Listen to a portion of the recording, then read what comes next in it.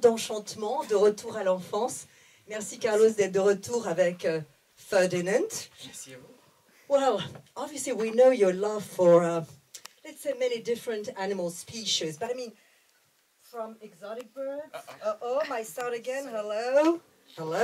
Well, from exotic birds in Rio to suddenly a flower-sniffing ball in Madrid, I mean, how did it happen? I mean, what struck you so much about Manuel Lee's story that you wanted actually to put it to the screen? This project is a bit different than my previous ones because it's based off of a book. All my movies actually were from original ideas, from Ice Age to Rio. All those ideas came without a point of reference. Was just created by myself or writers, and this one came from a book that I knew about the story a little bit, like from when I was a kid. But then I really got deep into it when I read the book in English, actually. And then we had the opportunity, the chance to buy the property. But before we bought it, I wanted to know what I could do with the story. So I had a meeting with the family of the writer. And because I read the book and I loved the story, but I wanted to know exactly what is that what I could do with it, because the book was very small, and I asked them, like, are you okay if I expand the story? And they said, like, you're good to do whatever, you have the freedom to tell the story you want to tell, but the best would be just if you could keep the essence and the message of the book. And that's what I wanted, because I fell in love with the character, I fell in love with the message. And even though the book was written in 1936, if I'm not mistaken, I think the message of the book is so contemporary. It's so today more than ever, I would say, in a weird way. But that's what excited me. Because I asked him, so what was his intention when he wrote the book?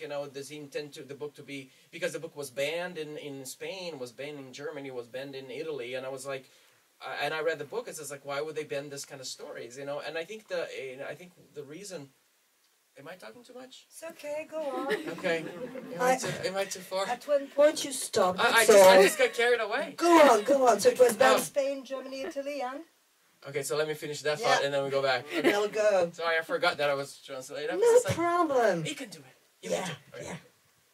So, so then I think the reason why was that people interpret the book in different ways, but the core message was always to stand up for what we believe. To stand up for who you are, and so that for me was the biggest thing. Like, don't judge a book by its cover. Just because you're a bull, just because you're strong, you have to be strong. You don't need to conform. You can stand up and do something else. And I think at that time was a time of oppression, a time of lack of tolerance and all that. And I think that kind of resonates with a lot of people. I guess we are living a little bit of that right now. So, sorry. Alors voilà, d'abord ce projet est un petit peu différent de mes précédents films parce que c'est de l'adaptation d'un livre, alors que tous mes précédents films, bien sûr, c'était des idées originales sur lesquelles j'ai travaillé avec des scénaristes également. Je connaissais évidemment l'histoire de Ferdinand enfant, mais je l'ai vraiment redécouvert et j'ai plongé dans cette histoire lorsque je l'ai lu pour la première fois en langue anglaise. Et par chance, évidemment, le producteur avait acquis les droits de ce roman, mais moi je voulais surtout savoir comment je pouvais finalement exprimer ma créativité et ma liberté. Alors j'ai été voir la famille de l'écrivain et parce qu'au départ c'est un petit livre, hein, et je leur ai demandé, est-ce que vous êtes ok, c'était les héritiers de Manuel Lee, est-ce que vous êtes ok si moi-même j'y ajoute mes propres idées, si je agrandis cet univers. Et ils m'ont dit, mais nous ça nous va, on vous laisse vraiment cette liberté. Mais ce qu'on aimerait, c'est qu'évidemment, vous respectiez l'essence et les messages que Munro voulait passer à travers son propre livre. Et puis, je suis tombée amoureux, finalement, des personnages et du message, des messages de ce livre. Même si, en réalité, le livre est sorti en 1936, eh bien, je trouve que, bizarrement, son message est plus contemporain que jamais.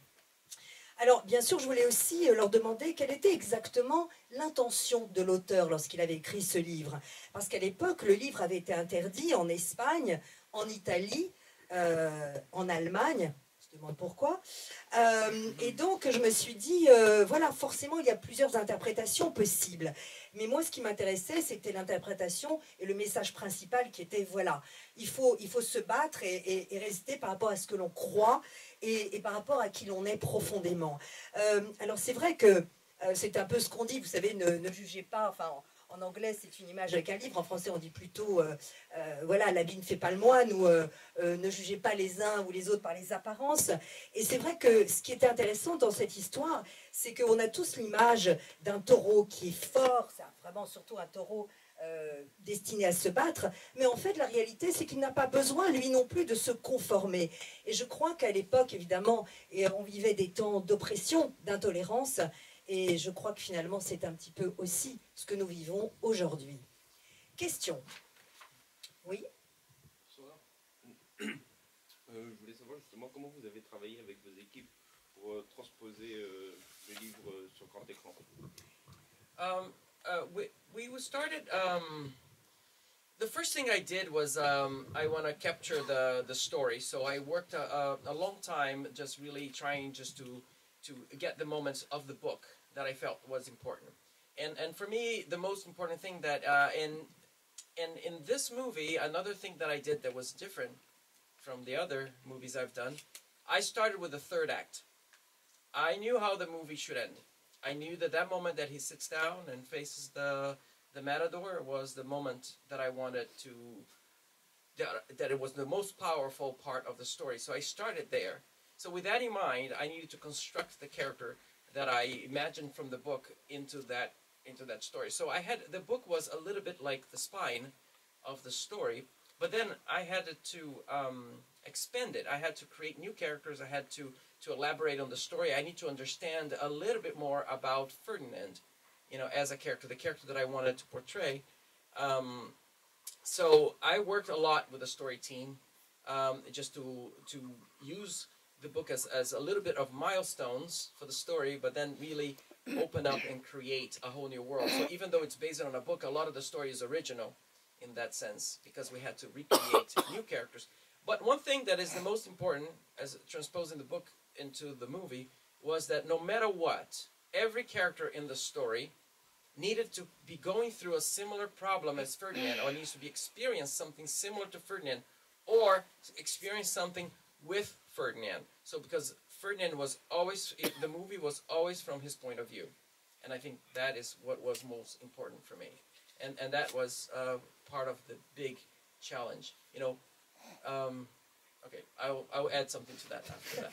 Okay. Alors d'abord, c'est vrai que tout d'abord, je voulais tout d'abord capter l'histoire elle-même et décider dans le livre quels étaient les moments qui pour moi étaient importants et signifiants. Et puis aussi, il y avait une grande différence par rapport à mes autres projets et films précédents, c'est que j'ai commencé par le troisième acte. Je connaissais la fin, ou plutôt le moment qui pour moi était vraiment le plus important, lorsque Ferdinand finalement est assis face au matador. Pour moi, c'était le moment le plus puissant de l'histoire. Et donc, il me fallait construire, vraiment je suis désolée du son, il me fallait construire ce personnage pour qu'il arrive à ce moment qui pour moi était clé. Alors bien sûr, le livre, c'est un peu la colonne vertébrale de mon film, mais j'y ai introduit énormément de nouveaux personnages. Je voulais surtout, à chaque fois, comprendre qui était vraiment Ferdinand et le faire évoluer. Alors, évidemment, nous avons beaucoup travaillé avec mon équipe de scénaristes et on a surtout pris le livre vraiment comme un point de départ, bien sûr, pour créer tout un monde nouveau. Et finalement, comme dans mes précédents livres, mes précédents films, eh bien, finalement, l'histoire, beaucoup de cette histoire est entièrement et finalement originale. Et puis surtout, quand on transpose un tel roman, ce qui était important, pour moi en tout cas, c'était que chaque personnage vive des problèmes pareils à ceux de Ferdinand. Je crois, merci. Ah, vous m'entendez, hein, voilà. It's all right, I'll yell louder. C'est que chaque personnage expérimente les mêmes problèmes que Ferdinand, ou bien s'il ne les expérimente pas exactement les mêmes, ou bien qu'il les expérimente avec Ferdinand. Parce que ce qui est intéressant, c'est que depuis le début, c'est le point de vue de Ferdinand, et c'était cela le défi majeur. Wow. But visually, I took a completely departure from the book. I love the book and I love the illustrations of the book, but to make a 3D movie, I couldn't follow that. So I was completely creating a new world out there. So that was from scratch, like something completely new. Alors en fait, oh, celui-là aussi, non. Mais visuellement, en revanche, je voulais que ce soit complètement différent des illustrations du livre qui était par Robert Lawson. Parce que pour faire un livre, c'est une chose, mais un film en 3D, eh bien évidemment, avec un monde entier, un univers entier à créer, c'est évidemment très différent. But as a little detail, if you look at the details of the, you know, the trees, textures, the textures on the butterfly, the texture on the flowers, the details, we use a lot of influence of the lines of the drawings just to come up with like little inserts of like the flavor, the texture of the book into the elements that we could. So it's something for me, like a geek I am. I like to look into those things and really create those moments. But we tried to, as much as we could, to... Oh, now I lost. Did I lose? Okay, yeah. I tried as much as possible just to, you know, just create the charm of that. Alors, en revanche, si vous regardez dans le détail, eh bien, si vous regardez la texture des arbres, des papillons, des fleurs, eh bien, par petits moments, vous avez vraiment la texture et le goût de vraiment des... Il y a un bruit de fond. Ah oui, c'est ça, des éléments du livre. Et moi, je savais, je suis un geek, j'adore les détails, j'adore créer ces moments, justement, où je suis dans le charme, finalement, de l'histoire et des personnages. Question. Bonjour, moi je parle pour le film. Ouais. Alors moi c'est une question en deux parties. La première partie c'est est-ce que du coup vous avez choisi John Cena pour les messages qu'il véhiculait déjà à la WWE et en dehors sur les réseaux sociaux. Et deuxièmement, est-ce que le casting a agi comme les animaux, est-ce que c'était aussi turbulent pendant les doublages? Est-ce qu'ils ont été tous ensemble? Well, it was very interesting because we start the development and the creation of the movie way before the casting started, so we already have the designs, we already knew the personality of the character and all that. So to find the voice for that happened. I lost it again. Never mind, we're together. We're Yeah, together. I can project. I can. Bienvenue. J'ai plein de So, where was I? Style personalities you developed far before the casting. Yes, so that started before, but the first time that I saw John Cena coming into a room, I look at him, I was like, oh my gosh, that is Ferdinand. You know, he is so big, and he has such, like, gentle eyes, you know, like that I felt was a perfect match. And when he saw the character, he says, like, I am Ferdinand. So that was that kind of sentiment right away. And when something like that happens, it's really magical, because then even though I'm never going to show John Cena in the picture, he's the bull and not John Cena, he felt like the character, and his acting helped getting the thing together, you know. And naturally in animation with casting, it's a combination, like the actors become the characters, and the animators are inspired by the actors to transform the characters into the actors. So there is a little bit of this kind of give and take from actor and animator and voice and actor and characters. It's really interesting. So at the end of the movie, we start to see in the character, in the cartoon character, like the faces of the Kate McKinnon and John Cena and all those, like, you know, all those other, you know, actors that made the voice so special. Alors, c'est vrai que lorsque l'on a commencé le développement, évidemment, de Ferdinand, c'était bien avant la phase de casting. On avait déjà en tête le style, les décors, les personnalités. Mais la première fois que j'ai vu rentrer John Cena dans une pièce, je me dis, mais c'est dingue, c'est lui, c'est Ferdinand. Parce que c'est à la fois un géant et il a à la fois un regard extrêmement doux. Et d'ailleurs, lorsqu'il a découvert le personnage Ferdinand, il a dit Ferdinand, c'est moi. Donc dès le départ, quand ces choses-là arrivent, quand il y a une sorte d'osmose entre un personnage, une voix, une allure, on a envie de dire que c'est un peu magique. Et d'ailleurs, même si évidemment on ne voit que Ferdinand à l'écran, on ne voit que le taureau, eh bien on a le sentiment qu'il était Ferdinand et que son jeu correspondait totalement à ce personnage. Mais vous savez, en animation, c'est très intéressant, c'est un peu comme des vases communicants. L'acteur devient le personnage animé, l'animateur qui lui-même a créé ce personnage voit de plus en plus en même temps le jeu ou la personnalité de la personne choisie pour être cette voix. Et à la fin, un peu tout se confond de façon très harmonieuse.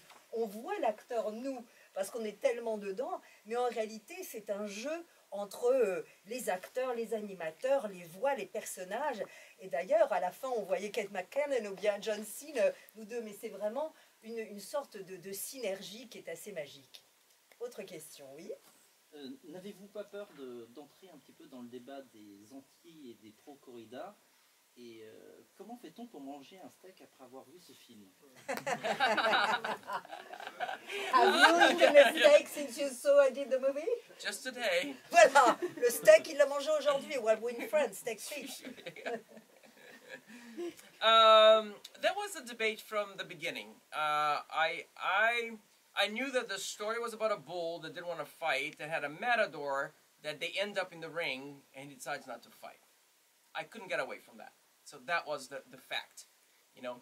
But what I decided to do, and what the book did too, is like these are situations, but these are not the characters themselves. The character is about a personal journey of somebody that has been put in a situation that he doesn't want to be, because that's not who he is, and he's forced or bullied to be pushed into this unwanted space, or not understood.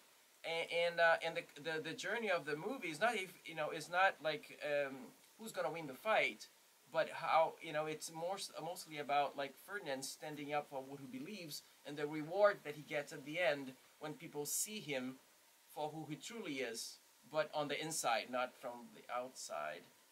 And that was the message